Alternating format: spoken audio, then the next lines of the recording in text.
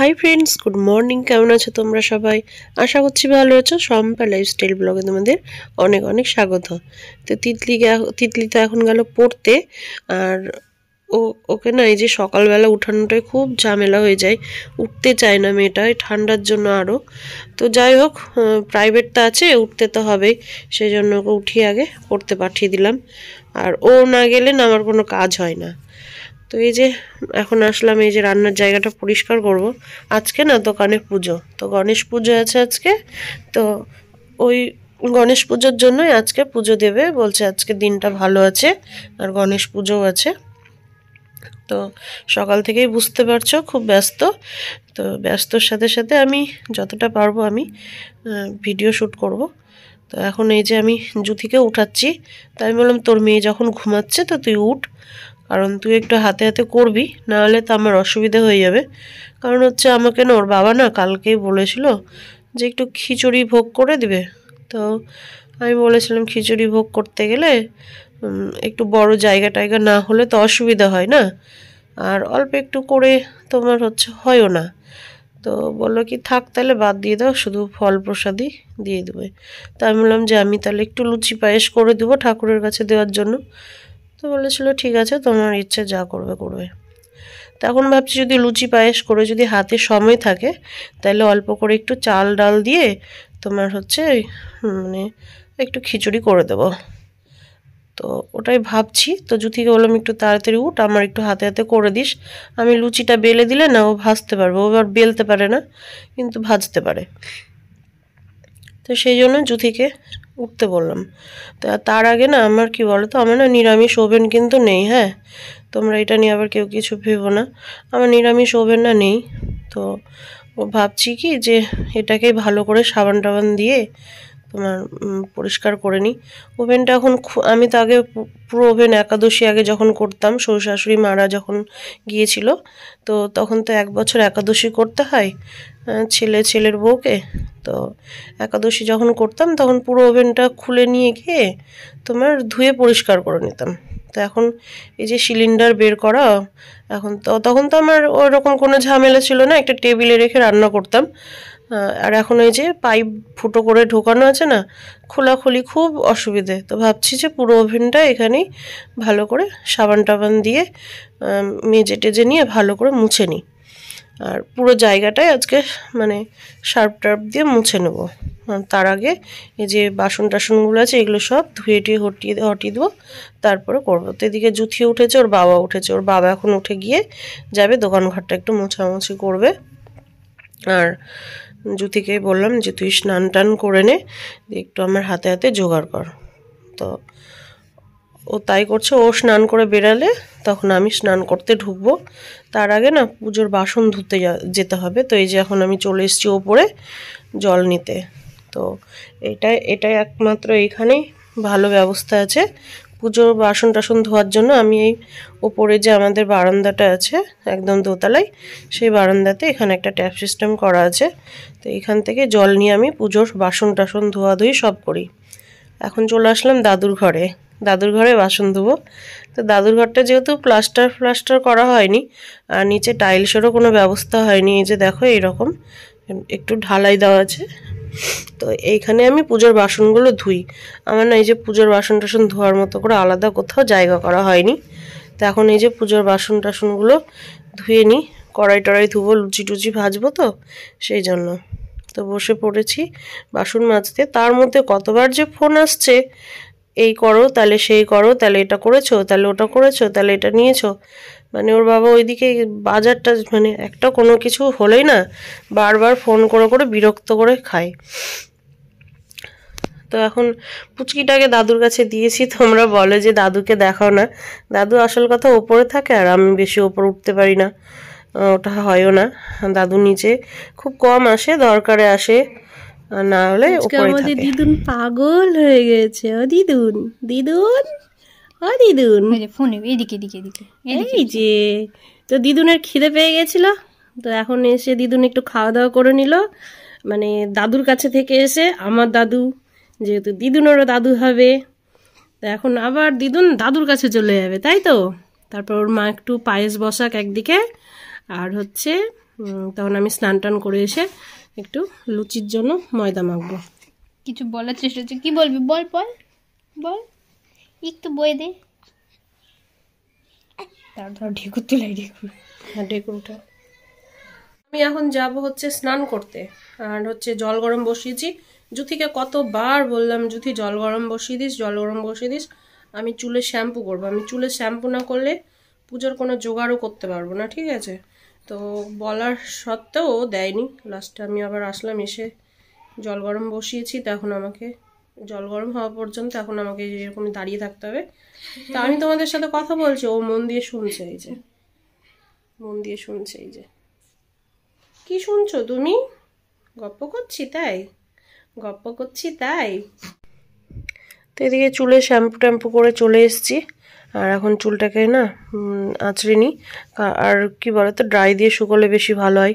আজকে আমার খুবই প্রবলেম হচ্ছে, বুঝতে পারছি না কেন। তো না ঘরে না ভেতরে ঠান্ডা লাগছে জানো, আমার না সকাল থেকে এত কষ্ট হচ্ছে শ্বাস নিতে।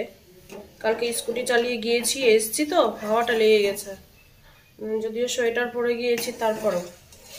তো সকাল থেকে না মনে হচ্ছে কাজ করতে পারছি না, আমার গোটা শরীর মনে হচ্ছে কি মানে আমি নিঃশ্বাস নিতে আর ফেলতে খুব কষ্ট হচ্ছে। এই হচ্ছে এখানে পায়েস, খেজুরের গুড় নিয়ে এসছে, খেজুরের গুড় দেবো না, চিনি দিয়েই করব। ঠাকুরের পায়েস না একটু সাদা সাদাই ভালো লাগে দেখতে, বল। তো এখন পুজোর জন্য লুচি ভাজবো। তো এই যে ময়দা মাখতে বসেছি। তো ময়দার এখানে আশীর্বাদ আটা একটু মিশিয়ে নিয়েছি, বেশ ভালো হয় একটু মিশ দিয়ে করলে না। তো লবণ চিনি কিছু দিইনি পুজোর, তো তো একটু শুধু তেল দিয়ে মানে ময়াম যেটা বলে সেইটা দিয়ে একটু জল দিয়ে এখন মাখছি। আর মাখা হয়ে গেলে তাড়াতাড়ি করে লিচি কেটে বেলবো, আর জুথিকে বলি ভাজতে। তো জুথি ভাজতে ভাজতে গেল ওর মেয়েকে ধরতে। ওর মেয়েটা আজকে এত জ্বালাচ্ছে, দাদুর কাছে থেকে যায় 2-3 ঘন্টা।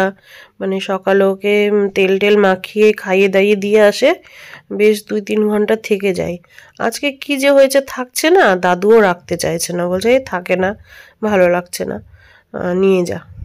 দিয়ে লাস্টে আমি কি খুঁজছিলাম, আমি ডাল খুঁজছিলাম।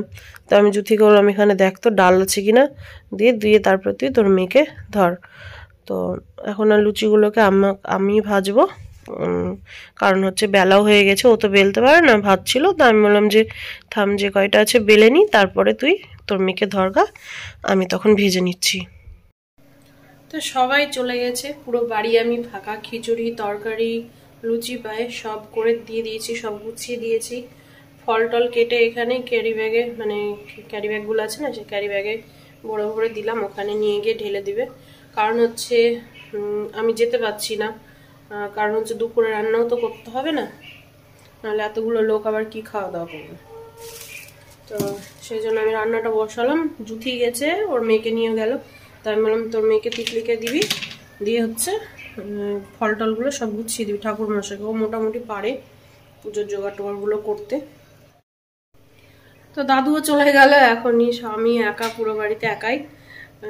খুব একা হয়ে গেলে না খুব মানে ভালো লাগে না। দাদু থাকলে তাও দাদুর টিভির আওয়াজ টাওয়াজগুলো পাওয়া যায় শুনতে, তো একদম একা। এখন ভাবছি টিভিতে গান চালিয়ে দিব, দিয়ে রান্না করবো। ভালো লাগে একা যখন থাকা যায় কিনা, তখন বেশ সুন্দর গানগুলো একটু জোরে করে। আর জুথির জন্য আমি কিন্তু গান টান দিতে পারি না, হ্যাঁ বন্ধ করো, কমাও কমাও, এগুলো করবে। একটু মাঝে মধ্যে জোরে সাউন্ড দিয়ে ভালো লাগে। তো এখন এই যে একদিকে ভাত বসাবো, একদিকে ডাল করবো। তার আগে সকাল থেকে, এখন বাজে কিন্তু 12:30, ঠিক আছে? সকাল থেকে আমি কিচ্ছু খাইনি। আমি ভেবেছিলাম যদি যেতে পারি তাহলে অঞ্জলিটা দিব।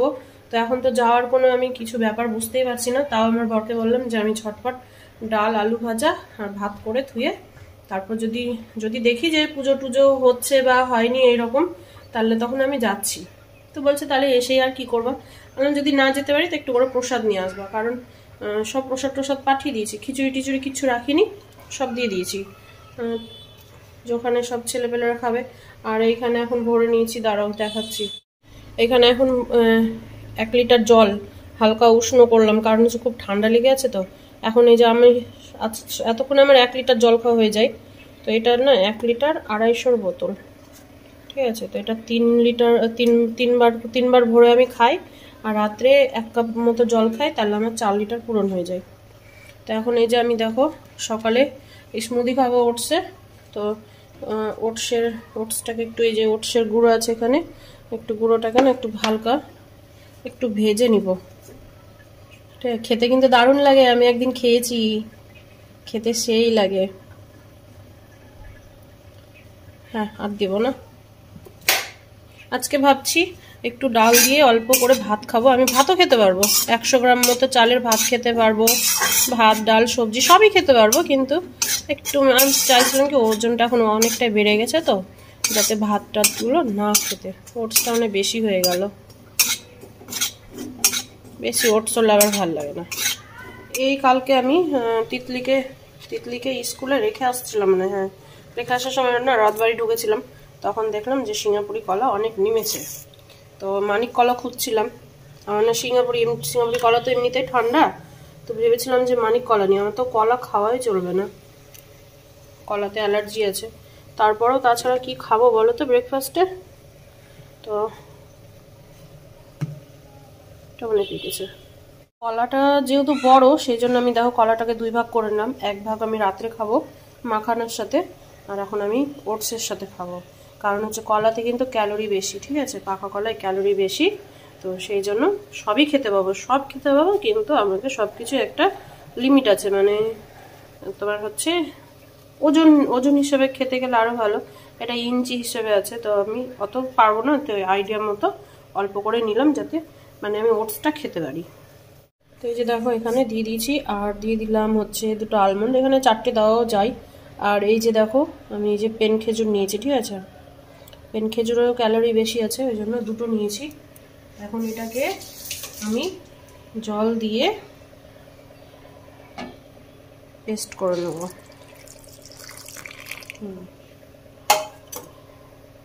তো এই দেখো আমার এই স্মুদি রেডি, একদম কমপ্লিট।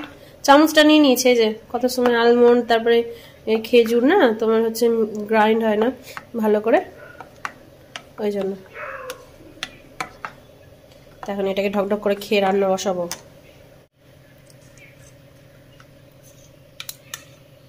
দুধ দিলে আরো টেস্ট হয়, ঠিক আছে, মানে এখানে কলা পড়লো, পেন খেজুর পড়লো, ওই জন্য আমি আর দুধ দিলাম না, একটু জল দিয়ে দিয়েছি।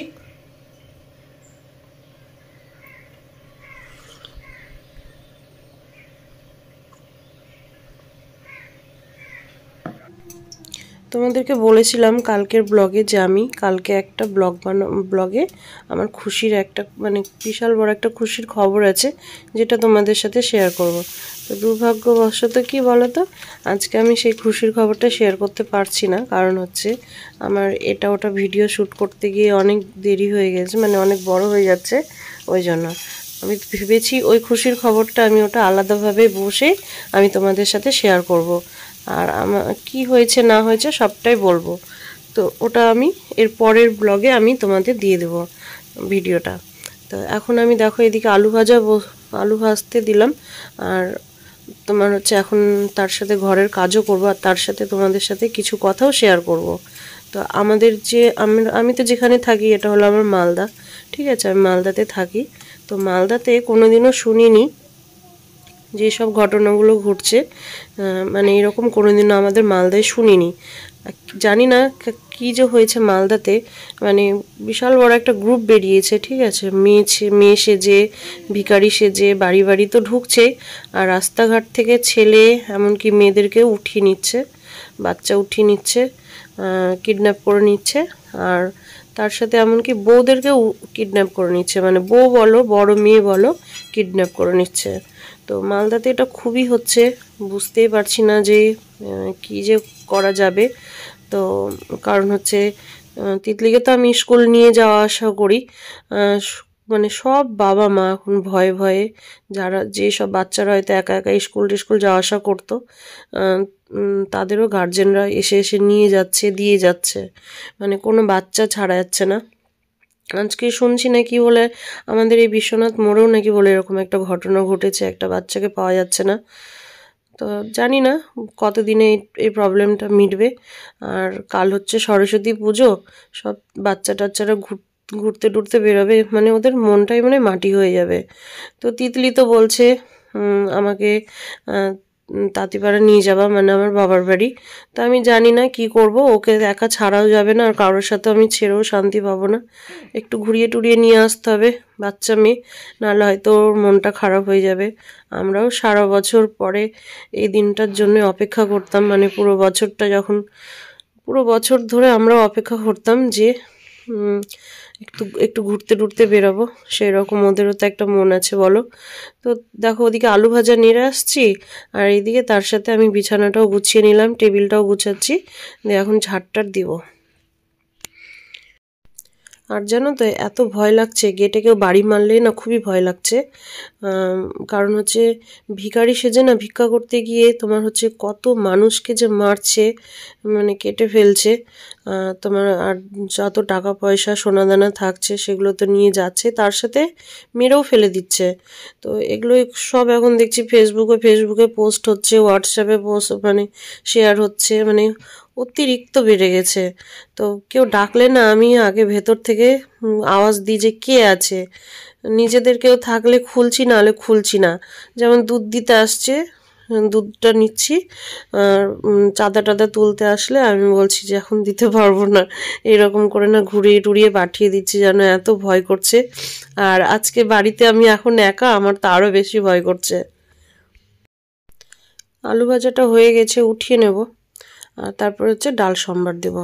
তো আমি না এত ভয়, মানে কি বলবে, মালদাতে এইরকম ঘটনা কোনোদিনও ঘটেনি, এবার মনে হচ্ছে এবার প্রথম বেশি। আর ওই যে বাচ্চা মেয়েটা মার্ডার হয়েছে তারপর থেকে এই ঘটনাগুলো এরকম ঘটছে জানো। তো চলো ডালটা ফোড়ন দিয়ে নিই।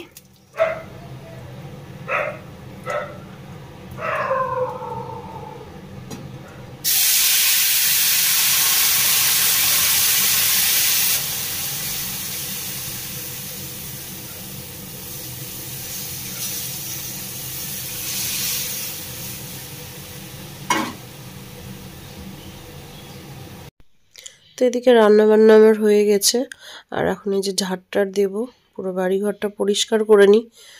তারপর আমাকে আবার জুথি ডাকছে যে মা আসো তুমি দোকানে, সব গুছাগুছি করতে হবে, আমি পুচকিটাকে নিয়ে পারছি না। আর তিতলিও বাড়ি যাবে বলছে, খিদে পেয়েছে। তা বললাম ঠিক আছে, আমি তোর বাবাকে পাঠা, আমি রেডি হই ঝাড়টার দিয়ে। বাসন টাসন ধুয়ে নিয়েছি, তো চলো যাওয়া যাক।